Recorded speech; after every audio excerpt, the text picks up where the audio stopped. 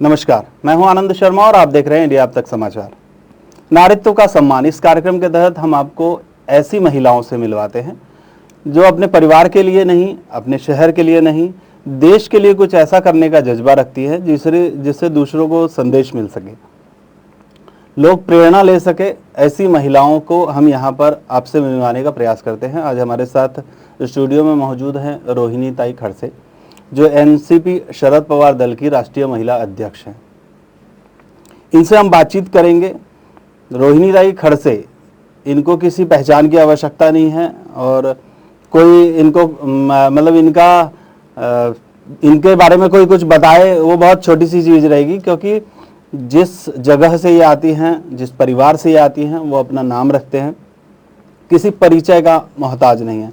Madam, आप हमारे studio में आए, आपका बहुत बहुत शुक्रिया। सबसे पहले आपका स्वागत है हमारे स्टूडियो में। Thank you sir. हम लोग नारीत्व का जो सम्मान है, ये जो प्रोग्राम बना रहे हैं, इस प्रोग्राम के तहत हम लोग लोगों तक महिलाओं की शक्ति जो है वो पहुंचाने का प्रयास कर रहे हैं। एक्चुअल में 8 मार्च को लेकर हम लोग इस प्रोग्राम का नियोजन किए थे, जो लगातार चल रहा है। अभी जितने दिनों तक चलेगा महिलाएं, तो ऐसे तो एक खास दिन 8 मार्च महिलाओं के सम्मान में भी गलत है। महिलाओं का सम्मान तो साल भर होना चाहिए।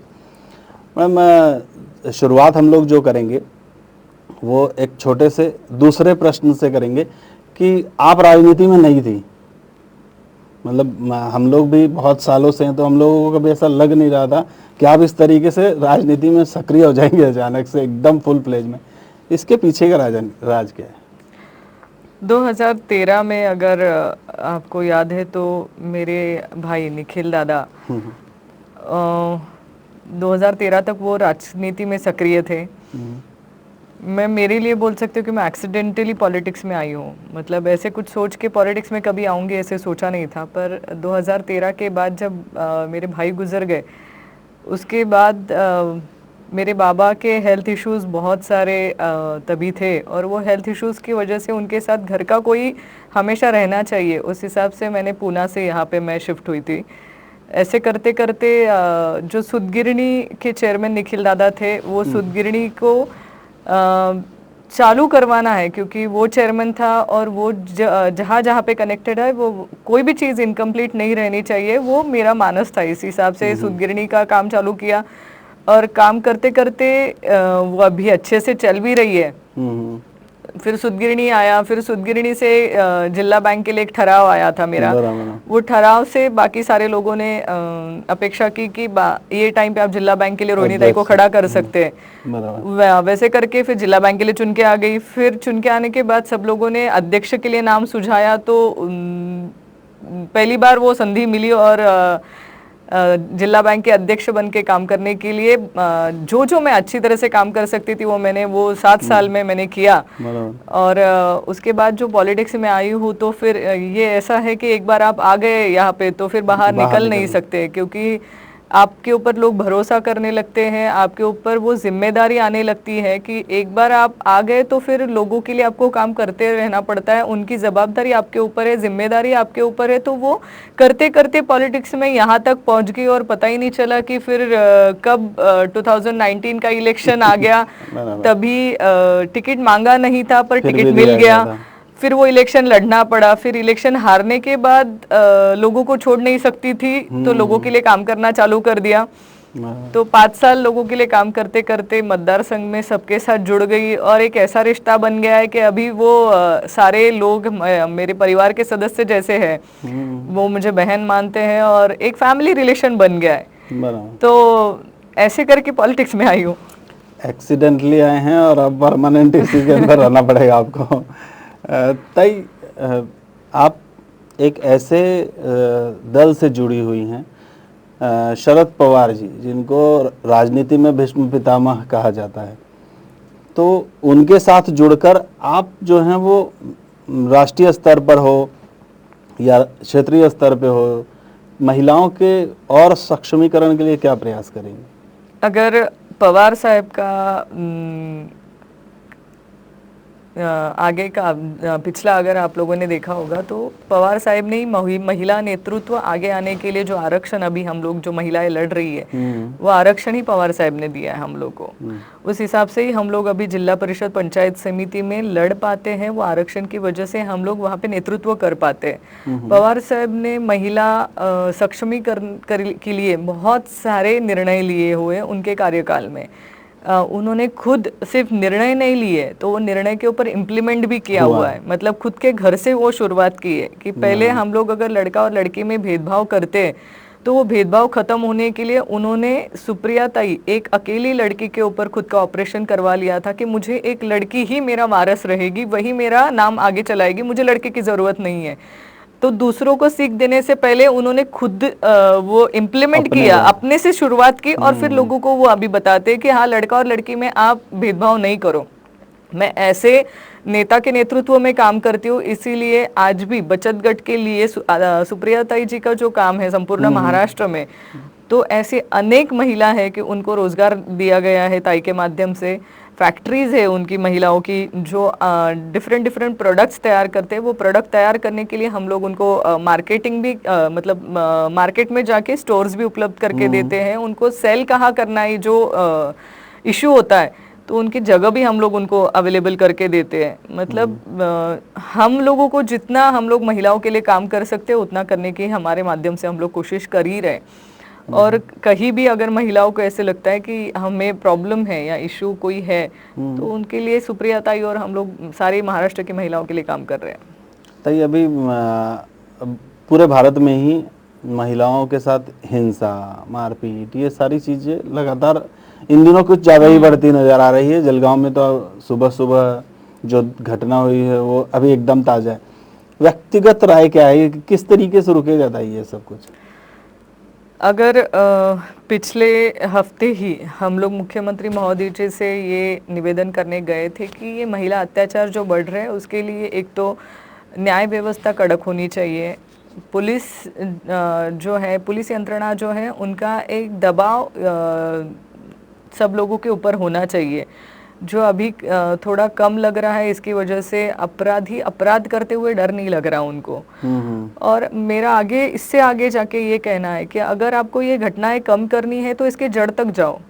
कोई भी इंसान अगर किसी औरत के ऊपर बलात्कार करने की कोशिश करता है या छेड़खानी करने की कोशिश करता है तो उसकी वृत्ति के ऊपर आप काम करो।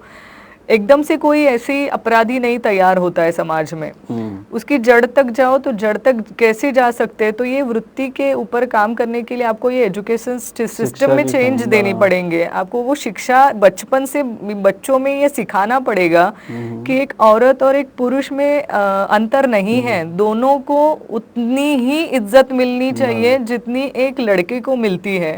ऊपर से लड़कों को ये बताओ आप कि जैसे तुम्हारी खुद की बहन है वैसी ही दूसरे की भी बहन उतनी ही महत्वपूर्ण है, उसको उतना ही रिस्पेक्ट देना जरूरी है और उसको उसी अच्छे नजर से ही आपको देखना पड़ेगा। ये बचपन से उनको सिखाओ आप।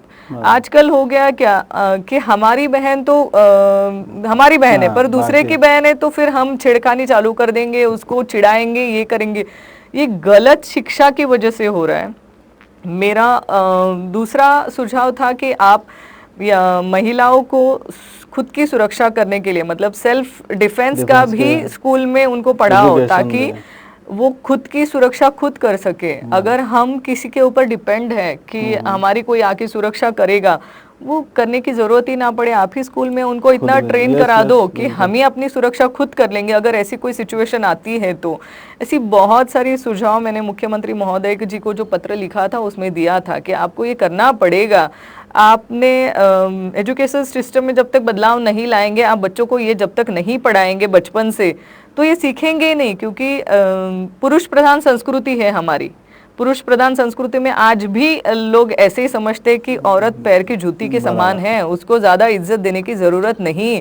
तो ये हम कब बदलेंगे? इसके ऊपर चर्चा तो करो, इसके ऊपर बात तो करो। अब सिर्फ आरक्षण मिल गया या तो फिर आप बोलेंगे कि कायदे से अभी 50% तुमको आरक्षण है और 50% का अधिकार तुमको दिया, तो अधिकार देने से नहीं होता है, वो इम्प्लीमेंट करने से वो अधिकार हमको मिलेगा। तो बदलाव लाने पड़ेंगे, पर वो रूट से लाने पड़ेंगे। पर ताई, लेकिन इसके लिए तो कहीं ना कहीं घर वालों को भी प्रयास करने चाहिए, परिवार घर के वालों लोग को जब भी करने प्रयास पड़ेंगे, करें। पर दादा मेरा एक कहना है कि घर वाले अगर उनको ही ये समझ या सूझबूझ बचपन से नहीं मिली हो तो वो अपने बच्चों को कैसे एजुकेशनल सिखाएंगे। तो उससे अच्छा है कि आप स्कूल में तो पहले चालू करो, स्टार्ट करो वहां से। आप स्कूल से चालू करेंगे, क्योंकि ये पता ही नहीं है। अगर मैं ये पुरुष प्रधान संस्कृति में हूँ तो मुझे ये पता ही नहीं है कि मेरी लड़की और लड़का ये दोनों समान मैंने उनको दे रखना चाहिए। आज भी अगर हम देखेंगे तो प्रॉपर्टी में हिस्सा मिल गया, कायदे से मिल गया लड़कियों को, पर एक्चुअल में मिलता है क्या? नहीं, सिर्फ कागजों आज भी इमोशनली ब्लैकमेलिंग बोला जाता है, या तो इमोशंस के बहाव में आके उनको बोला जाता है तेरी भाई की प्रॉपर्टी लेगी तू। अरे वो उसका अधिकार है। तो आज भी हम लोग उनको देने के लिए झिझकते हैं ना। मतलब कायदा बना के नहीं हुआ है, पर वो मेंटालिटी नहीं बदली लोगों की, वो बदलनी जरूरी है। अभी आपने तय हाल ही में एक खुद माफ करने की बात कही थी, जरा उस पे मार्गदर्शन कीजिए कि क्यों, क्या हुआ था ऐसा? मैंने एक पत्र लिखा था राष्ट्रपति महोदया से कि आज जो महाराष्ट्र में सारी महिलाओं के प्रति जो घटनाएं हो रही है, जो हर सुबह अगर हम टीवी चालू करते हैं तो कहीं ना कहीं पे महिला अत्याचार की घटनाएं आ रही है, छेड़खानी की घटनाएं आ रही है। और उस हिसाब से अगर अभी भी देखेंगे, आज जो जलगांव जिले में जो घटना हुई, एरंडोल तालुके में, धरनगांव तालुके में सॉरी, जो घटना हुई कि वहाँ पे एक लड़की को छेड़खानी हुई, वो न्याय मांग रही थी कितने दिनों से। उसको ऐसे लग रहा था कि ये घटना के ऊपर पुलिस कार्रवाई करे, वो हुआ नहीं, इसलिए उसने खुद को जलाने की कोशिश की, आत्महत्या करने की कोशिश की। ऐसी अगर घटनाएं महाराष्ट्र में हो रही है और भारत में हो रही है, तो या तो आप कायदा सुव्यवस्था अच्छी तरह से नहीं कर सकते हो, तो फिर हमें वो छूट दो ना। मैंने ऐसे नहीं बोला कि मुझे किसी का खून करना है, पर वो मानसिकता बदलने के लिए अगर जो करने की जरूरत है, अगर सरकार नहीं कर सकता है तो बाबा हमें खुद ही करने दो। क्योंकि मैं तो वहाँ पे बोल रही थी कि न्याय व्यवस्था है, आप बोल रहे हो, पर अगर मुझे 12-15 साल तक न्याय नहीं मिलेगा तो वो न्याय व्यवस्था का मैं करूंगी क्या? वो काम की नहीं है। तो वो बदलने की मुझे आप परमिशन दो, तो उसका खून करना ही है, न्याय व्यवस्था का मुझे खून करना है।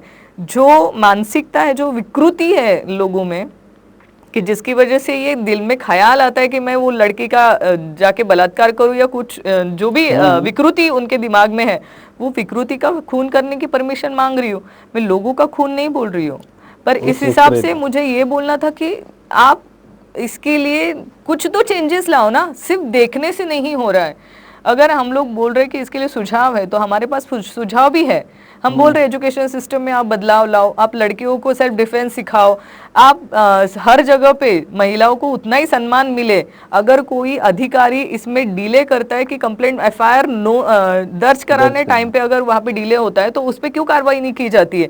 ऐसे जो सुझाव है, वो सुझाव के लिए डिस्कशन के लिए तो आओ। वो सुझाव के लिए डिस्कशन के लिए आने के लिए मैं राष्ट्रपति महोदय से बोल रही हूँ, अगर वो भी नहीं आप कर सकते तो बाबा हमको खून करने की परमिशन दे दो, हम ही अपने न्याय मांग लेंगे। आपने अगर कल की एक घटना देखी होगी, एक इसमें 1 महीना हो गया वो औरत की लड़की को ये लापता हुए, वो पुलिस स्टेशन में गई है, उसने एफआईआर नोंद की है। एफआईआर नोंद करने के बाद अगर 1 महीने तक वो लड़की का पता ही नहीं चल रहा है, वो माँ फ्रस्ट्रेट होके पुलिस स्टेशन के सामने रॉकेल या पेट्रोल लेती है खुद के ऊपर और खुद को जलाने की कोशिश करती है। मतलब वो माँ का सोचो ना, उसके दिल पे क्या बीत रही है, उसके बारे में कोई सोच ही नहीं रहा है। मतलब महीना अगर उसके बच्चे का पता नहीं चल रहा है और वो खुद को जलाने की कोशिश कर रही है, तो वो कौन सी मानसिकता में होगी? तो इससे अच्छा तो मैं जो बोलती हूँ वो गलत कहाँ है? खुद को मार लेने से वापस सामने वाले को मारने की आप परमिशन दे दो ना। तुम न्याय दे नहीं सकते, हम न्याय कैसे करेंगे? हम ऐसे ही मरते जाए, खुद ही हमें अपने को जला लो, हम पॉइजन ले ले और मर जाए। अक्सर हो तो ऐसा ही रहा है। बहुत सारे देश में मतलब ऐसे प्रकरण है जिसके अंदर न्याय नहीं मिल पा रहा, न्याय लेट मिलता है। मतलब मैं तो खुद कई बार पुलिस स्टेशन जाता हूँ, देखता हूँ रिपोर्ट लिखवाने वाला वहाँ घूम रहा है, वो लोग रिपोर्ट भी नहीं लिखते। ऐसी परिस्थितियाँ, मतलब एक्चुअल में परिस्थिति ये है, भले से बाहर से लीपा पोती कुछ भी हो, एक्चुअल परिस्थिति तो यही है कि लोग, पुलिस वाले रिपोर्ट भी नहीं लिखते हैं। पुलिस वाले कॉमन मैन का क्या न्याय देते होंगे जब एक मंत्री महोदय की खुद की अभी लड़की recent, की रक्षा ताई की लड़की की बात है कि जो 15 दिन हो गए वो एफआईआर उन्होंने दर्ज कराई, खुद उनको जाना पड़ा जाना पुलिस पड़ा था। स्टेशन तक उनकी बेटी के लिए। हम्म। एफआईआर दर्ज होने के बाद भी 15 दिन हो गए, अभी तक वो लोग फरार है। फरार है। मतलब एक मंत्री की लड़की के लिए ऐसे हो सकता है, तो कॉमन मैन और वो बेचारों के बारे में तो तुम सोच ही नहीं सकते हो कि अगर 15 दिन में वो लोग आरोपी ही नहीं पकड़ पाए तो मैडम कितना पुलिस यंत्रणा के ऊपर तो ये प्रश्न चिन्ह निर्माण हो रहा है। इसके ऊपर तो मैडम जो लोग हैं, विकृति देखिए लोगों के दिमाग की, इसको भी स्टंट बताने से नहीं चूकते। देखो, अगर मैं इसके ऊपर सच्चे में बोलना चाहूंगी कि किसी भी माँ के लिए अपनी बेटी को पुलिस स्टेशन तक लेके जाना बहुत कठिन है। बहुत कठिन होता है, क्योंकि अपनी बेटी जान से प्यारी होती है खुद के लिए। बिल्कुल मैम। अगर उसको वहां तक कोई लेके गई है ना माँ, तो उसको माँ करके कितना देखो तो पीड़ित हो, उसको तकलीफ हुई होगी तभी वो गई है। बराबर है। अगर ये स्टंट बोलने वाले लोग बोलते हैं लेके जाओ तुम्हारी बेटी को स्टंट करने के लिए पुलिस स्टेशन तक लेके जाने की हिम्मत है क्या? नहीं लेके जा सकते दादा, कोई भी रहो विकृति अपनी वैसी- लड़की को पुलिस स्टेशन तक कोई भी नहीं लेके जा सकता है जब तक उसको तकलीफ नहीं होती ना। आज ये रिकॉर्ड पे क्यों नहीं आते केसेस? क्योंकि लोग डरते हैं ना पुलिस स्टेशन तक जाने के लिए कि लड़की का नाम खराब होगा, लड़की का ये होगा। वो भी कंडीशन में रक्षाताई उधर तक लेके गई, वो हिम्मत देने के लिए और एग्जाम्पल सेट करने के लिए कि अगर मैं मेरी लड़की को लेके जा सकती हूँ तो तुम्हारी लड़की को तकलीफ हुई तो तुम्हें भी पुलिस स्टेशन तक जाना चाहिए, न्याय मांगना चाहिए। कृषिका की भी हिम्मत है ताई कि वो वहाँ गई। जनरली लड़कियां भी नहीं जा सकती, कैसे नहीं हैं, जा सकती। मैं कहती वही हैं। बोलती हूँ, बोलने के लिए तुम्हें क्या लगता है बाबा किस स्टंट है? हमें पता है कि हमें औरतें, जब हम औरत बन के जन्म लेते हैं ना तो बचपन से हम लोग को क्या भुगतना पड़ता है ये हमें पता है। बराबर है। सामने वाला जब चलता है ना तो भी गंदी नजर से देखता है, तो वो नजरें हम लोग को दिखती है पर हम कुछ नहीं कर कुछ सकते। नहीं बोल सकते। ताई केंद्र सरकार की योजना है और बेटी बचाओ बेटी पढ़ाओ, उसको किस नजरिए से आप देखते हैं? ऐसे अगर देखा जाए तो जो योजना है वो योजना का उद्देश्य बहुत ही अच्छा है। पर वो योजना ग्राउंड लेवल तक कितनी अच्छी तरह से इम्प्लीमेंट हो रही है ये आज की घटनाएं देख के ही हम देख सकते हैं। सिर्फ बेटी बचाओ बेटी पढ़ाओ बोल के नहीं होने वाला है। मतलब सरकार ने बोलते हैं नारा दिया है। ना, हाँ सिर्फ नारा दिया हुआ है। वैसे भी अगर आप देखेंगे तो सरकार ऐसे दिखाने की कोशिश कर रही है कि बस हम ही हैं महिलाओं के सुरक्षा के लिए, हम तो लाड़के भाऊ है महिलाओं के, बस तारणहार है हम, मतलब हमारे अलावा कोई है ही नहीं कि जो महिलाओं की सुरक्षा कर सकता है। पर अगर एक्चुअल परिस्थिति देखा जाए, डेटा स्पीक्स फॉर इटसेल्फ। आप डेटा चेक करो तो सबसे ज्यादा महिला अत्याचार की घटना ये भारत में है। मतलब आप सर्वे अगर देखेंगे, जो सर्वे का मैंने मेरे लेटर में भी उल्लेख किया था राष्ट्रपति महोदय जी के, कि आशिया खंड में सबसे ज्यादा महिलाओं के लिए अगर असुरक्षित कोई देश होगा तो वो भारत है। ये डेटा है। तो इसके लिए ये बोलेंगे कि हम महिलाओं के तारणहार हैं? कैसे है? कागजों पे है, सिर्फ कागजों बेटी पे बचाओ। तुम लोग सिर्फ उसके लिए मतदान मिलाने के लिए या वोट्स मिलाने के लिए आप उनका इस्तेमाल कर रहे हो, पर एक्चुअल में परिस्थिति है नहीं, सबसे असुरक्षित महिला है। ये जो महिलाओं को पैसे बांट रहे थे अभी, ये उस पे भी तो अंकुश लगाना शुरू कर दिया उन लोगों ने। उनके तो नेता ही बोलते हैं ना कि ये तो सारे चुनावी जुमले होते हैं, तो वो करके दिखाते हैं। पर मुझे बुरा इस बात का लगता है कि लोग काम नहीं देखते और वो पैसे तभी इलेक्शन में जो दिए गए उसके ऊपर लोगों ने वोटिंग करके दिया। पर अभी जो सरकार ने आश्वासन दिए थे लोगों को, जो लाड़की बहनों को दिया था, फार्मर्स को दिया था कि पूरा कर्ज माफी करके देंगे, महिलाओं को बोला था कि अगर चुन के देंगे तो 2100 रुपए कराएंगे, ये सारी जो उन्होंने जो आश्वासन दिए थे वो पूरे करने चाहिए। अगर नहीं करते तो फिर आपको अगली टाइम आके इनसे मत मांगने का भी हक नहीं है। ताई, राष्ट्रवादी कांग्रेस शरद पवार दल की ओर से जो महिलाओं के लिए रोजगार की उपलब्धता होनी चाहिए या सशक्तिकरण हो, खुद वो अपने पैरों पर खड़े, इसके लिए क्या प्रयास और क्या आप लोगों की थिंकिंग? आपने अगर देखा होगा तो सुप्रिया ताई का एक अलग संगठन ताई के माध्यम से हम लोगों ने संपूर्ण महाराष्ट्र भर में हम लोग काम करते हैं।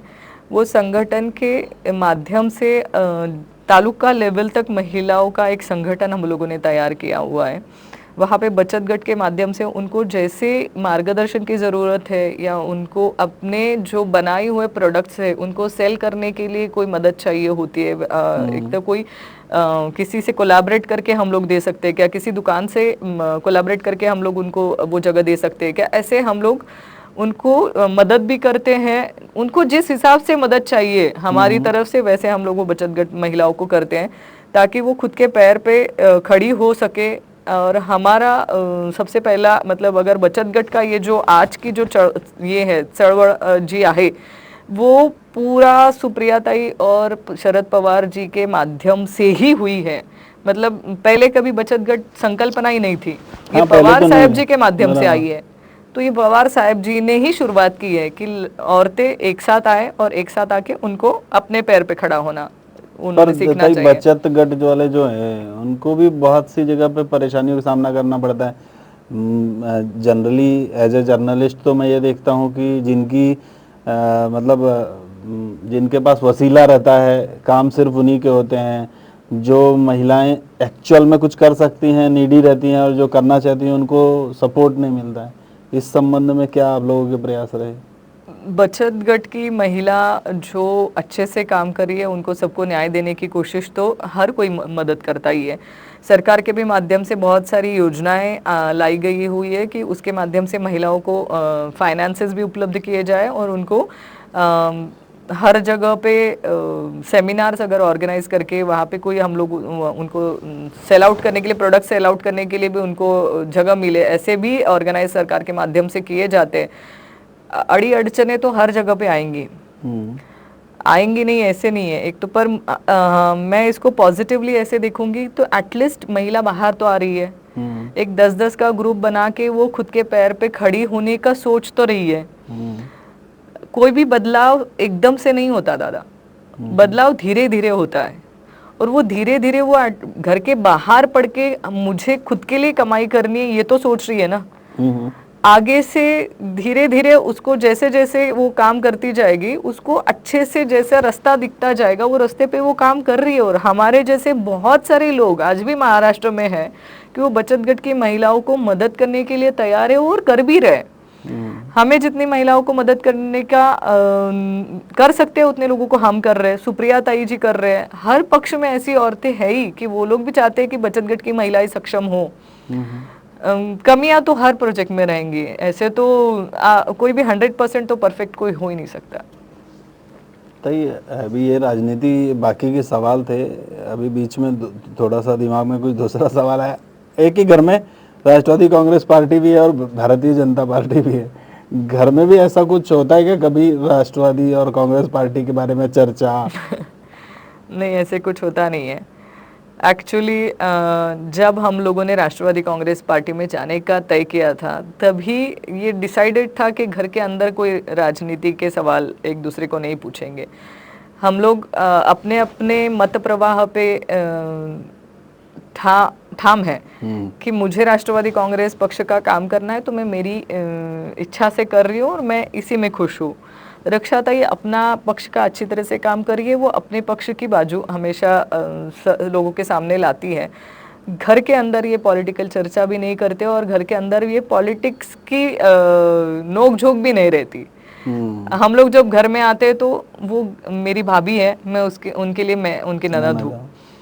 अगर पॉलिटिक्स लाया जाएगा घर में तो मैं नहीं, हमारे जो रिश्ते हैं वो रिश्ते में मिठास नहीं रहेगी। नहीं, लेकिन जैसे अभी कुछ समस्याएं आती है तो उसमें हेल्प होती है, फिर केंद्र सरकार में ताई हैं तो कुछ मुद्दे ऐसे होते हैं, अब आप तो विपक्ष में हैं तो आपके पास तो मुद्दे ही मुद्दे रहते हैं तो कभी कुछ ऐसा होता है कि आप बोलते नहीं यार ये करके होना चाहिए या ये करके दो? देखो, अगर कोई समाज हित के लिए अच्छे निर्णय है या अच्छी कोई बातें हम लोगों को उनको तक पहुंचानी है तो वो हम लोग उनको तक जरूर पहुंचाते हैं कि ये मुद्दा है, ये ज़रूरत है, समाज के लिए ये ज़रूरी है। अगर आप आपके सरकार के माध्यम से ये करवा के लाती हैं या ये कर सकती हैं तो ये अच्छी बात है।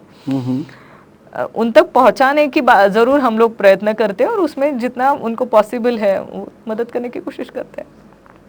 तो ये आप सोशल मीडिया पे काफ़ी एक्टिव है, कई बार देखा है कुछ हुआ तो आप तुरंत ट्विटर के जरिए, इंस्टाग्राम के जरिए कार में बैठ के भी आप बाइट्स दे देती हैं, लोगों को भेज देती हैं अपना कहना, ये कितना जागरूक करने में लोगों को सफल रहता है महिलाओं को? देखो, आजकल अगर हम सारी दुनिया देखें तो सोशल मीडिया ही सबसे ज़्यादा फास्ट टेक्निक है लोगों तक पहुंचने की। बहुत सारी घटनाएं ऐसी होती है कि उसके ऊपर आपको सडन रिएक्ट होना ज़रूरी होता है, आपका मत प्रवाह या मत व्यक्त करना ज़रूरी होता है। तो ऐसे चीज़ में सोशल मीडिया का माध्यम मैं सबसे ज़्यादा यूज़ करना पसंद करती हूँ। उससे अपनी बात लोगों तक पहुंचाने के लिए मतलब ज़्यादा से ज़्यादा लोगों तक हम वो बात पहुंचा सकते हैं। इसीलिए ये तरीका सबसे अच्छा लगता है, क्योंकि हम कहीं पे जाएंगे फिर मीडिया वालों को बाइट देंगे, उसमें टाइम निकल जाता है। सोशल मीडिया तो फास्ट हम है, लोगों को भी आसान हो जाता है, आपकी बाइट तुरंत आ जाती तो है। फास्ट होता है वो। टेक्नोलॉजी का यूज़ करो और अच्छे से अपनी आवाज़ लोगों तक पहुंचाओ। ताई, राजनीति में एक महिला होने के नाते, एक महिला आपको काफ़ी बार कुछ कुछ सफ़र भी करना पड़ा होगा, चुनौतियों का सामना भी करना पड़ा होगा। कहीं कहीं ऐसा भी रहता है, देखिए पुरुषों की मानसिकता बहुत सारी अभी भी 80-90% ऐसी है कि हम सर्वश्रेष्ठ हैं। तो आपको कभी फील हुआ ऐसा कि भाई आप महिलाएं तो आपको हटाया जा रहा, दबाया जा रहा है, कुछ तरीके से आपके साथ अन्याय हो रहा है? भाई इस राजनीति तो ऐसी ही है ताई। राजनीति में जो जो महिलाएं काम कर रही होंगी उन सभी के प्रॉब्लम्स थोड़े बहुत सिमिलर ही रहेंगे, क्योंकि एक सोसाइटी में जहाँ पे हम लोग काम कर रहे हैं तो वहाँ पे बहुत लोगों को तो ये मान्य ही नहीं है कि एक महिला नेतृत्व कर रही है, और वो महिला नेतृत्व के में हम लोगों को काम करना है, ये बहुत जनों को रुचता भी नहीं है। पर हम लोग जब राजनीति में काम करते तो सबसे पहले तो हम हमारे घर पे हमारे बच्चों को जो उनका अधिकार है कि माँ का वक्त उनके लिए सबसे ज़्यादा महत्वपूर्ण होता है, वो वक्त हम उनसे छीन लेते हैं। उनको ऐसे लगता है कि स्कूल के हर एक फंक्शन में हमारी आना माँ बाबा नहीं आए तो चलता है, तो माँ ज़रूरी होती है। तो वो हम बहुत ज़्यादा टाइम मिस कर जाते हैं कि वो अच्छे पल, वो शायद से जन्म भर याद रहने वाले पल हमसे छूट जाते हैं। क्योंकि जब राजनीति में आप काम करते हो तो सिर्फ परिवार तक बंधे नहीं रहते हो, कॉन्स्टिट्यूएंसी है, महाराष्ट्र के लोग यही तुम्हारा परिवार बन जाता है। तो सबसे प्रायोरिटी हम लोगों को बाहर के लोगों के लिए, क्योंकि वो ज़्यादा प्रायोरिटी उनको देनी पड़ती है, घर वालों के लिए फिर सेकंड प्रायोरिटी आ जाती है। तो जो अगर टाइम मिला तो परिवार, नहीं तो फिर हम लोगों के ही सबसे ज़्यादा काम हमें करने पड़ते हैं। जितना बड़ा पद उतनी बड़ी जिम्मेदारियां, उतना कुछ छोटी नेत्री रहती हैं तो वो ज्यादा समय दे पाते हैं। जैसे जैसे आप बड़े होते हैं मीटिंग में आपको उतने ज्यादा लोग रहेंगे, उतने ज्यादा लोगों की आपके ऊपर जिम्मेदारी रहेगी, तो उतने ज्यादा लोगों के काम आपको करना पड़ेगा, उनकी अपेक्षाएं पूरी करनी पड़ेंगी। तो वो करते करते टाइम पे आपको टाइम ही नहीं मिलेगा फिर परिवार के लिए। तो वो बैलेंस करना पड़ता है आपको, ये भी संभालो वो भी संभालो, तो थोड़ा सा डिफिकल्ट हो जाता है, पर मैनेज हो जाता है। पर आपको तो मतलब हम लोग भी, आप राजनीति में आए उसके बाद लगातार आपको धड़ाधड़ मतलब स्टेप बाय स्टेप आपको ऊपर जाते ही देख रहे हैं हम लोग। आज आप मतलब राष्ट्रीय स्तर के नेता हैं, तो इसके पीछे प्रेरणा स्रोत कौन है? किसकी प्रेरणा आपको ज़्यादा लगी है, काम आई है? प्रेरणा कहूँगी तो सबसे ज़्यादा मेरे आई और बाबा दोनों ने जो मुझे संस्कार बचपन से दिए, उसमें मैं अभी तक जो भी कर पा रही हूँ वो उन्हीं की देन है। अगर वो मुझे वो संस्कार नहीं देते तो शायद से मैं यहाँ तक नहीं पहुँचती। और फिर यहाँ तक पहुँचते पहुँचते स्कूल में, कॉलेजेस में जो मेरे गुरु थे उन्होंने भी मुझे जो पढ़ाया, और फिर अभी पॉलिटिकली पवार साहब है, सुप्रिया ताई है, जयंत पाटिल साहब है, ये सारे लोग और मैं ऐसे मानती हूँ कि एक से मैं कुछ नहीं सीखी हूँ। जो जो मुझे मिलता है उसमें से कुछ ना कुछ सीखने को मिलता है आपको। तो हर चीज आप सीखते जाओ, वो हर चीज अच्छा जो है वो सीख लो, वही आपके लिए प्रेरणा होनी चाहिए। पर पॉलिटिक्स में आज पवार साहब, सुप्रिया ताई, जयंत पाटिल साहब, ये सारे इनको आदर्श मान के काम कर रही हूँ। और बहुत सारे लोग हैं, जब भारतीय जनता पार्टी में भी थी तो वहाँ पे भी अटल बिहारी जी है, सुषमा जी मेरे एक अच्छे फेवरेट लीडर्स में थी मुंडे साहब थे। ये सारी लोग हैं कि इनका भी मैं अभी भी फैन हूँ, और उनके अभी भी जो उनके बारे में लिखा गया है वो मैं पढ़ती हूँ और उनको आदर्श अभी भी मानती हूँ। आपने सुषमा स्वराज की बात की, वो बहुत पुरानी बात होगी, आपको क्या लगता है उस समय की राजनीति और अभी की राजनीति में किस तरीके से फर्क देखते हैं? आप अगर तभी देखेंगे सुषमा जी स्वराज और ये जो महिलाएं काम करती थी तो उनके लिए एक आदर मन से आता था कि वो सामने आए कि आपको अच्छा लगता था कि भले से कोई भी पार्टी के हो। हाँ, कोई भी पार्टी के हो तो एक आदर आता था हाँ। क्योंकि उनके बोलने में वो सुसंस्कृत पना था, उनके बोलने में वो ढप थी, अच्छे से वो बात कर सकते थे। आज के पॉलिटिक्स में पता नहीं ऐसे लगता है कि एक दूसरे के ऊपर आरोप करो, एक दूसरे का के ऊपर हम गंदी से गंदी बातें अगर करेंगे, टिका करेंगे, इसका ये निकालेंगे, उसके घर की बातें निकालेंगे, इसका किधर क्या चल रहा है ये निकालेंगे, तो ही हम न्यूज में आ सकते हैं क्या, और तो ही हमें हमारा कॉग्निजेंस कोई लेगा। उस हिसाब से आज की पॉलिटिक्स और तभी के पॉलिटिक्स में बहुत ज्यादा फर्क है। अभी के टाइम में था ये एज ए जर्नलिस्ट नजरिए से, कॉमन मैन नहीं, लेकिन अभी के टाइम में ऐसा हो गया है कि हम आपके ऊपर कितना कीचड़ उछाल पाएंगे ताकि हमारी कमीज सफेद दिख पाएगी। कोई काला दिखेगा तभी मैं सफेद दिखूंगा। ऐसी कंडीशंस आज की राजनीति की हो चुकी है, एकदम नीचे के स्तर पर गिरते जा रहे हैं लगातार। पहले वाले लोग अगर देखेंगे, अटल बिहारी जी वाजपेयी है, राजनाथ सिंह जी है, पवार साहब है, वो टाइम के जो नेता काम करने वाले जो लोग हैं ना, उनको देख के आपको रिस्पेक्ट ही आएगी, आप उनके बारे में गलत बोल ही नहीं सकते। पर अभी के जो उभरते राजनीति के जो सितारे हैं उनको तो देख के ऐसे लगता है कि सब कीचड़ हो गया है, यहाँ पे कुछ सुधारने की जरूरत है, क्योंकि हम लोगों के लिए आदर्श होते हैं। अगर हम ही ऐसे बर्ताव करेंगे तो फिर लोग हमसे क्या सीखेंगे। तो हर किसी ने ये बारे में सोचने की जरूरत है कि आप ऐसा एग्जाम्पल सेट करो कि आप लोगों के लिए आदर्श हो। ताई, आप तो सोफिस्टिकेटेड फैमिली से हैं, आपकी पढ़ाई सोफिस्टिकेटेड तरीके से, आपकी शादी भी अच्छे घराने में। मैंने देखा था एक राष्ट्रवादी का एक प्रदर्शन चल रहा था तो पुलिस की गाड़ी आई, आपको उसमें बैठा दी जबरन, महिला पुलिस कांस्टेबल। कैसा फील होता था उस वक्त आपको? आप सोफिस्टिकेटेड चीजें पुलिस से तो सभी लोग, और वो बर्ताव जिस तरीके का करते हैं। आप कौन से कॉज के लिए लड़ रहे हो, आप कौन से कारण के लिए लड़ रहे हो, वो चीज़ ज़्यादा महत्वपूर्ण होती है। मुझे 2 बार पुलिस पकड़ के लेके गई है। दोनों भी टाइम पे, एक बार हम लोगों ने यहाँ पे जब मुख्यमंत्री महोदय आए थे, एकनाथ जी शिंदे साहब, तब भाऊ और हम लोगों ने एक आंदोलन किया था शेतकरी उनके कपास के लिए, कि उनको कपास के लिए हमें भाव चाहिए, उसके हिसाब से एक आंदोलन किया था। तभी हम लोग को पुलिस पकड़ के लेके गई थी, सारी महिला और हमारे कार्यकर्ताओं को।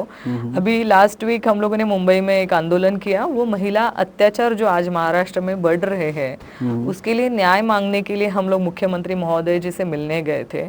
मुख्यमंत्री महोदय जी से के मिलने का हमारा एक ही उद्देश्य था कि आप हमें जो लगता है कि अब जब महाराष्ट्र में मैं काम करती हूँ तो जो सजेशंस हम लोग को लगते हैं कि उसके ऊपर आप इम्प्लीमेंट करने चाहिए, वो सुझाव तो हम लोगों से ले सकते हैं, या तो फिर आपको जो करना है, जो सुझाव है आपके पास, एक एक्सपर्टीज बिठा के आप कड़क से कड़क कायदा करने की ज़रूरत है उसके लिए। नहीं तो ये महिला अत्याचार की घटना नहीं कम होंगी। तो इसके लिए या तो सरकार करके आप उस पे कार्रवाई करो, या तो फिर बाबा हमें जो बोलना है वो तो सुन लो। हाँ, उसके ऊपर चर्चा हो के हमें मार्ग निकालना है, क्योंकि अभी ऐसे नहीं हो सकता दादा। इतनी सारी महिलाओं के ऊपर अत्याचार हो रही है, मतलब स्वारगेट है, पूना में इतनी सारी घटना हुई है, महाराष्ट्र में हो रही है, अभी जलगांव जिले में हो रही है, लगातार कोई ना कोई घटना अगर हो रही है तो कहीं पे तो सरकार इसमें अपयशी हो रही है ना, कहीं पे तो सरकार ही कम पड़ रही है महिलाओं को सुरक्षित वातावरण देने के लिए। तो तभी हम लोग को पकड़ के लेके गए थे, पर कॉज अच्छा था, हम लोगों को सरकार और लोगों तक ये पहुंचाना था कि इसके लिए आवाज़ उठाने की ज़रूरत है। जब तक आप आवाज़ नहीं उठाओगे इस पर चर्चा भी नहीं होगी, नहीं तो सारी केसेस दबाए जाएंगे। अगर दबाए जाएंगे तो औरतों को न्याय कैसे मिलेगा। तो पकड़ के लेके गए, ये करके गए, तो इसमें नहीं, मेरा कॉज और जो लड़ाई मेरी थी वो लड़ाई अच्छी है। मुझे पता है कि मैं औरतों के लिए लड़ रही हूँ, मुझे पता है मेरे औरतों के न्याय मांगने के लिए मैं लड़ रही हूँ। उसके लिए अगर मुझे जेल भी जाना पड़ता है और पुलिस पकड़ के भी लेके जाती है तो मुझे उस पर कोई बुरा नहीं लगता है, क्योंकि मैं जो बोलना चाहती हूँ अगर वो बात सरकार में उसी माध्यम से पहुंच रही है या वो सुन रहे, तो कोई भी माध्यम मुझे चलेगा उन तक के पहुंचाने के लिए कि मेरी महाराष्ट्र की महिलाओं को सुरक्षित वातावरण ही हमारा अधिकार है। हम भीख नहीं मांग रहे, हमारा ये अधिकार है और अधिकार हमें दो, ये मांगने के लिए जाए और तभी हम लोग पुलिस पकड़ के लेते, उस पे बुरी बात मानने की कोई जरूरत नहीं है। तो अभी हमारे जीजा जी जो हैं वो कैसे एडजस्टमेंट करते हैं? आप तो घूमते रहते इधर पूरे राज्य भर में, देश भर में, मैं तो उसके कितना सहयोग रहता है, किस तरीके से आप मैनेज मैं करते इसके लिए बोलूंगी कि मैं सबसे ज्यादा खुशनसीब हूँ कि मुझे ऐसा लाइफ पार्टनर मिला है कि वो मुझे समझ लेता है। मतलब हमारी बहुत बार ऐसी बात होती है कि अगर मैं महाराष्ट्र दौरा के लिए निकलती हूँ तो वो बोलते कि ठीक है तू जा रही है तो मैं यहाँ पे घर पे ध्यान दे सकता हूँ, बच्चों की मैं फिक्र करके फिर मेरा जो काम है वो मैं करूँगा। पर वो ये आजू बाजू के एरिया में रह के बच्चों का भी देखेंगे और फिर उनका बिजनेस का भी देखेंगे। वैसे फिर वो प्लान करते हैं हम लोग कि मैं महाराष्ट्र जा रही हूँ तो तभी आप नजदीक में रहो, जलगांव जिले के काम आप तभी निपटाओ। तो थोड़ा सा एडजस्टमेंट और थोड़ा सा उनको भी ऐसे लगता है कि परिवार के ऊपर ध्यान देने के लिए या तो माँ जरूरी है या तो फिर बाबा, दोनों में से एक जन कंपलसरी कोई ना कोई होना चाहिए, उतना हम संभाल लेते हैं। और उनको पता है कि ये मैं औरतों के लिए काम करना या राजनीति में काम करना मैं उससे ज्यादा खुश रहती हूँ। अच्छा, तो मेरी खुशी उनके लिए सबसे ज्यादा मायने रखती है। कभी ऐसा क्रॉस नहीं किया उन्होंने कि क्यों राजनीति में जा रही हो, नहीं जाना चाहिए, ऐसा कुछ? कुछ भी नहीं। सिर्फ आजकल की जो परिस्थितियां हम देख रहे हैं, जो निचले स्तर के स्टेटमेंट्स लोगों से के आते हैं, उससे वो थोड़े डिस्टर्ब हो जाते हैं कि औरतों के बारे में जो हम लोग स्टेटमेंट्स पढ़ते हैं उनका ऐसा ही है कि तुम काम करो पॉलिटिक्स में पर अच्छे से संभल के रहो, संभल के खुद अपनी फिक्र करके बाबा राजनीति में काम करो, क्योंकि आज जो वातावरण है वो अच्छा नहीं है। उतनी टेंशन उनको रहती है पर बाकी कभी उन्होंने टोका नहीं, कभी उन्होंने बोला नहीं कुछ कि काम नहीं करो, क्योंकि उनको पता है कि ये हमारा घर में ही हम मतलब बाबा पॉलिटिकल फैमिली से ही अगर आती हूँ तो ये उनको पता ही था कि आज नहीं नहीं कल पॉलिटिक्स में काम करेगी। आप एक वर्किंग वुमन है अभी, ऐसा समझिए, भले से बिजनेस नहीं करे लेकिन राजनीति में करें। कभी ऐसा हुआ था कि घर में आप रात को देर से गई हो और जीजा जी हमारे खाना पीना बना के रखे? नहीं, ऐसे नहीं होता है कभी। घर में मेड्स है, सब लोग हैं खाना बनाने के लिए। पर जब मेरी इच्छा होती है कि मुझे जब बोलते हैं ना कि एक आध दिन ऐसा स्पेशल रहता है कि बीवी को कुछ करके खिलाने की इच्छा होती है तो खाना प्रांजल बहुत अच्छा बनाते हैं। तो जब भी हमें एक दूसरे को टाइम देना होता है और एक दूसरे को खुश करने की इच्छा होती है तो वो जरूर खाना बनाते हैं और वो नॉनवेज बहुत अच्छा बनाते हैं। तो मुझे भी मन करता है तो मैं कभी कभी रिक्वेस्ट कर देती हूँ कि प्लीज जरा आज नॉनवेज बनाएंगे तो रोटियां मैं बनाती हूँ, सब्जी आप बनाओ। ताई अभी राजनीति पे आते हैं वापस, ये शरद पवार दल जो हैं और शिवसेना उद्धव बाला साहब ठाकरे, क्योंकि एकनाथ राव शिंदे तो अभी पार्टी में, कांग्रेस, ये तीनों आप लोग हैं। आप शिवसेना और कांग्रेस से, राष्ट्रवादी कांग्रेस पार्टी शरद पवार पार्टी को किस तरीके से अलग देखती है? हमारी पार्टी अगर आप देखेंगे तो पवार साहब को मानने वाले जो लोग हैं, पार्टी का टूटने के बाद भी, मतलब अजित दादा हमारे पार्टी से अलग होने के बाद भी लोगों का पवार साहब के ऊपर जो विश्वास है ना, वो लोग आज भी पवार साहब के साथ हैं। और उसी की वजह से ये अभी के विधानसभा के चुनाव में हमें सिर्फ कोई चुन के नहीं आया ये दिख रहा है। मतलब पर अगर वोटिंग वाइज देखें आप, परसेंटेज अगर देखेंगे तो अजित दादा के राष्ट्रवादी से भी ज्यादा वोटिंग परसेंटेज पवार साहब जी के राष्ट्रवादी के हैं। तो हमारे पास वोटर्स उतने ही हैं, पवार साहब के ऊपर उतने ही सबसे ज्यादा लोगों को विश्वास है कि आज भी लोग हमारे साथ हैं। और यही विश्वास हमें अलग बनाता है। एक तो यहाँ पे जो नेता है वो जो लोगों के लिए काम कर रहे हैं उस माध्यम से भी हम अलग ही है और काम भी अलग तरह से कर रहे हैं। इसमें सारे लोगों को न्याय देने की प्रयास पक्ष के माध्यम से रहता है। मैं बोल सकती हूँ कि सबसे ज्यादा महिला नेतृत्व भी हमारे ही पार्टी से आगे आई है। मगर अगर आप आज देखेंगे तो भारतीय जनता पार्टी में चित्रा वाघ गई है, वो भी हमारी पार्टी की है। अजित दादाजी के पास जो रूपाली जी चाकनकर गई है वो भी हमारी पार्टी से तैयार होके गई है। ऐसे बहुत सारे नाम मैं बता सकती हूँ कि जो हमारे पार्टी में तैयार हुई और फिर दूसरे पार्टियों में गई है, क्योंकि हमारे यहाँ पे उतनी महिलाओं को सम्मान दिया जाता है, उतना ही उनको ताकत दी जाती है कि वो अपनी आवाज़ बन के लोगों के लिए लड़ सकती है, उतना उसको इंडिपेंडेंस दिया जाता है। उस हिसाब से महिला नेतृत्व तैयार होती है। तो सबसे ज़्यादा महिला नेतृत्व हमारे पक्ष में से तैयार होके गई है। तो वहाँ तो मैडम भारतीय जनता पार्टी तो वॉशिंग मशीन है ना, वो किसी भी तरीके से लोगों को जोड़ना, मतलब कई बार चर्चाएं जब होती है तभी तो ये आता है कि भारतीय जनता पार्टी है कहाँ? अब तो कोई है ही कांग्रेस का है, कोई एनसीपी का है, कोई अब अगर आप शिवसेना का है। देखेंगे तो भारतीय जनता पार्टी 30-40% रह गई होगी, तो 60% अभी बाहर के सारे सारी लोग बाहर हैं। के लोग उधर चले गए। मतलब राष्ट्रवादी के लोग गए, कांग्रेस के लोग वहाँ पे चले गए, कोई उद्धव बाला साहेब ठाकरे जी के दूसरी शिवसेना के पार्टी वो के लोग सभी वहाँ पे लोग चले हैं। गए। तो अभी बीजेपी रही नहीं है। डरा कर काम करती है, ऐसा आरोप बीजेपी पर लगा करता है, इस बारे में क्या बोलेंगे? डरा कर है कैसे है, अगर आपने देखा तो पिछले कई सालों से बीजेपी का जो काम करने का जो तरीका है, वो तरीका अगर हम नज़दीक से देखेंगे तो उनके यहाँ पे जो भी जाएगा, अगर उनके ऊपर आरोप भी किया, मतलब अजित दादाजी के ऊपर खुद पंतप्रधान जी ने आरोप बराबर किया था आरोप कि है, पहले दिन ही। 75,000 सीआर का करोड़ का, वो हाँ। करोड़ का घोटाला उन्होंने किया हुआ है, ऐसे पहले आरोप दिन किया हुआ जाता था है। वो। हाँ, हाँ। और वो आरोप होने के बाद जब वो आपकी तरफ आते हैं तो वो क्लीन चिट मिल जाती है। मतलब वॉशिंग मशीन नहीं है। वॉशिंग मशीन ही है ये। ऐसे बहुत सारे एग्जाम्पल्स है। शिंदे जी के बारे में भी वैसा ही था। हर आप जो अभी है, मतलब छगन भुजबल जी साहब के बारे में था, हसन मुशर्रफ जी के बारे में था, ये कितने एग्जाम्पल हम लोग दे बहुत सकते सारे हैं मतलब। कि उनके बारे में खुद बीजेपी के लोगों ने एलिगेशंस लगाए थे और अभी वो खुद उनके बाजू में बैठ के काम कर रहे हैं। ये तो लोग कहते हैं। तय किसान आत्महत्या को लेकर राष्ट्रवादी कांग्रेस पार्टी किस तरीके के प्रयास कर रही है? किसानों की आत्महत्या बहुत सारी होने लगी है।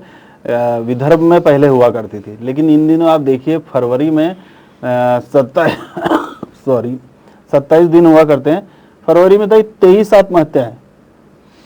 हमारा रेशियो अगर हम जलगांव जिले तक भी यहाँ पे महाराष्ट्र के अगर हम लोग देखेंगे तो 2024 में 168 सिर्फ जलगांव जिले में 168 है 2024 की। और अगर ये 2 महीने का रेशियो अगर हम देखेंगे तो 40 आत्महत्या हुई है। 40 मतलब 2 महीने में अगर 40 तो करीबन कितना, हर 2 दिन में 3 ऐसा रेशो आएगा, 3 दिन में 2 या ऐसा रेशो आएगा कि हर 3 दिन में 2 आत्महत्या ये शेतकरी कर रहे। इसके लिए रूट कॉज तक जाना चाहिए, क्योंकि हमारे यहाँ पे कपास बहुत बड़े पैमाने में खेती में उगाया जाता है। इस तरफ इतना होने के बाद अब कपास के लिए भाव ही नहीं है। लोगों ने 2-2 साल तक कपास अपने घर में स्टोर करके रखा कि उनको उसके लिए भाव मिलेगा, वो तो मिला नहीं। वो उनको वैसे ही बेचना पड़ा। जब वो प्याज उगाते हैं, जब वो गेहूं उगाते हैं, जब वो ज्वार उगाते हैं, जब वो सोयाबीन उगाते हैं, तो ये सारी चीज़ों के लिए सरकार के माध्यम से ऐसे एक फिक्स्ड अमाउंट कभी डिक्लेयर ही नहीं होती है कि हम आपको इतना अमाउंट तो मिनिमम देंगे ही। मतलब जितना आज वो लोग खर्चा कर रहे हैं वो उगाने के लिए, वो भी नहीं निकल रहे हैं। ऊपर से सरकार शेतकरी कर्ज माफी की बात करते हैं कि हम आपको कर्ज माफी देंगे। कर्ज माफी तो दिया ही नहीं, वो तो एक जुमला हो गया। ना ही आप उनको फाइनेंसेस दे रहे हो, ना उनको कुछ मदद कर रहे हो, उनको ना उनके धान्य के लिए भाव दे रहे हो। मतलब सरकार इनके लिए, फार्मर्स के लिए कुछ कर ही नहीं रहा है ना। कपास के बारे में आपने बताया, कपास की खेती और किसान के बारे में तो मेरा नजरिया ऐसा है कि जो इकोनॉमिक्स होता है उसमें कहीं ना कहीं बताया जाता है भाई, जैसे महंगाई बढ़ रही है तो कमाई भी बढ़ रही होगी। यहाँ तो कपास का भाव 10,000 से 6 और 7,000 अगर महंगाई बढ़ती। अगर ये टाइम पे आप ग्रामीण भाग में जाओगे और लोगों को बोलेंगे कि कपास लगाने वाले हो, लोग नहीं बोलते। लोग बोलते थक गए हम। 2-4 साल में ऐसी परिस्थितियां आई है उनके ऊपर कि 2-2, 3-3 साल तक वो कपास घर के अंदर रखने की उनके ऊपर जो परिस्थिति आई है, उस हिसाब से बहुत लोग अभी ये टाइम पे कपास उगाने के लिए तैयार नहीं है। पर जहाँ पे पानी ही नहीं है, उनके पास कोई ऑप्शन ही नहीं है, तो उनको कपास पेरने के अलावा कुछ है नहीं उनके पास। पर जिनके पास पानी है कि वो पानी के माध्यम से दूसरा पीक उगा सकते हैं, तो लोग अभी दूसरे इसके ऊपर काम कर रहे हैं कि हम दूसरा कोई फसल लेंगे। कपास नहीं हाँ, क्योंकि सीसीआई केंद्र है, ये सारी चीजें जो भी सरकार कर रही है, एक प्लानिंग की कमी हम लोगों को लगती है कि एक प्लानिंग ही नहीं है सरकार के यहाँ पे कि अगर फसल आ रही है तो फसल तुरंत तुम खरीद लो बाबा, सरकार के माध्यम से खरीद लो। अगर उसको तुम भाव नहीं दे पा रहे हो तो तुम्हें उनको अनुदान दो ना, बराबर। एक पर्टिकुलर फिक्स्ड अमाउंट उनको मदद के लिए करो, क्योंकि अगर फार्मर्स धान्य नहीं उगाएंगे तो तुम लोग खाओगे क्या? रस्ते और गटार के लिए सरकार के पास पैसे है, पर फार्मर्स को देने के लिए नहीं है। रस्ते और गटार नहीं खाए जाएंगे ना, जब खाने को लगेगा तो धान ही लगेगा, तुमको गेहूं ही लगेगा, तुमको ज्वारी ही लगेगी। टेंडर की कीमत बढ़ा देते ये लोग, पहले साल कुछ और टेंडर के लिए रहता है। तुम्हारे पास पैसे हैं, तुम रस्ते गटार वो सारी इंफ्रास्ट्रक्चर के लिए तुम्हारे पास पैसे हैं। अरे वो रहने दो बाबा, पर पहले मेरे फार्मर्स लोगों को पैसा दो, मेरे शेतकरी बांधवों को पैसा दो। तुम नहीं पूरा दे सकते तो कुछ तो दो, कुछ तो मदद करो।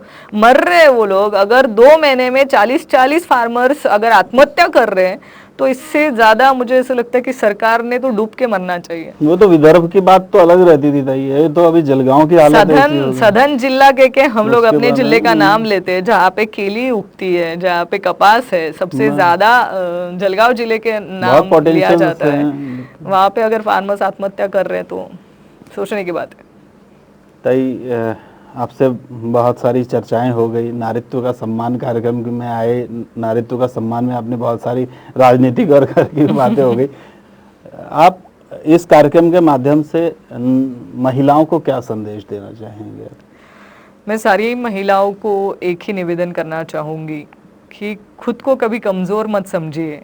हमें वो ताकत है कि अगर हमने तय किया तो हम सब कुछ वो कर सकते हैं जो पुरुष भी करने के लिए 10 बार सोचेगा। तो खुद को कभी कमज़ोर मत समझिए, एक दूसरे की साथ दीजिए, एक दूसरे के साथ खड़े रहिए।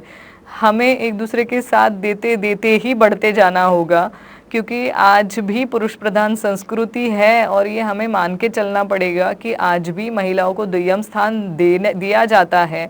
ये बदलाव लाने के लिए बहुत टाइम जाएगा, पर तब तक एक दूसरे को साथ दीजिए, एक दूसरे के साथ खड़े रहिए। अगर हमें कहीं पे भी लगता है कि महिला, कोई भी महिला है जिसको हमारी ज़रूरत है, तो आप खुद वो बुलाए ना बुलाए उसके लिए मदद करने के लिए आगे जाइए, उनको मदद कीजिए, क्योंकि जब तक हम एक दूसरे का सहारा नहीं बनेंगे तब तक हम ये लड़ाई जीत नहीं पाएंगे। और मुझे विश्वास करती हूँ कि हम एक दूसरे के साथ लड़ेंगे और जीतेंगे भी और हमेशा आगे बढ़ते जाएंगे। थैंक यू ताई, आप हमारे स्टूडियो में आए, नारित्व का सम्मान इस कार्यक्रम में आपने महिलाओं को भी बहुत सारी जानकारी दी, हम लोगों को भी बहुत सारी जानकारी दी, राजनीति से रिलेटेड, परिवार से रिलेटेड। आपका बहुत बहुत शुक्रिया आप इस कार्यक्रम में आई। ये हमारे साथ थी रोहिणी ताई खड़से, जो मैं बताया था पहले भी कि परिचय इनका कोई देने की आवश्यकता नहीं है, सभी लोग जानते हैं। सिर्फ जलगांव में नहीं, पूरे राज्य भर में और अब समूचे देश भर में भी इनकी चर्चाएं हुआ करती है। नारित्व का सम्मान कार्यक्रम बनाने का हमारा एकमात्र उद्देश्य यही है कि हम महिलाओं की प्रतिभा सबके सामने ला सके। महिलाएं कहीं झाड़ू लगा रही हैं तो बंदूक भी उठा सकती हैं, तोप भी चला सकती हैं, देश भी चला सकती है, सारी चीज़ देखने के लिए आपको मिल रही है। इसी तरह से महिलाओं की प्रतिभा को आप सभी के सामने फिर लेकर आएंगे। तब तक के लिए आनंद शर्मा को दीजिए इजाज़त। नमस्कार। नमस्ते। नमस्ते।